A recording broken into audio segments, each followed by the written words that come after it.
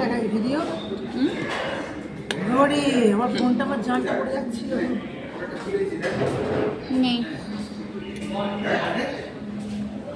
তোমার মুখটা তুলবো মনা, মনা তোমার মুখটা তুলবো।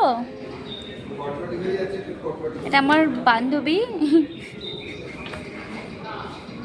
আবার আবার হয়নি আবার। হাই গাইস, আমরা এখন লাঞ্চ করছি। তোমাদের কি লাঞ্চ হয়ে গেছে? অবভিয়াসলি তোমরা যখন দেখবে তখন ওটা লাঞ্চ না ডিনার টাইম থাকবে। তাও যাই হোক, খেয়ে বলবি কেমন হয়েছে। যদিও এটা আমি না, মা রান্না করেছে। যদিও বা এটা ওর মা রান্না করেছে, তাও ও জিজ্ঞাসা করছে। ভালো হয়েছে, আন্টির রান্না খুব ভালো হয়।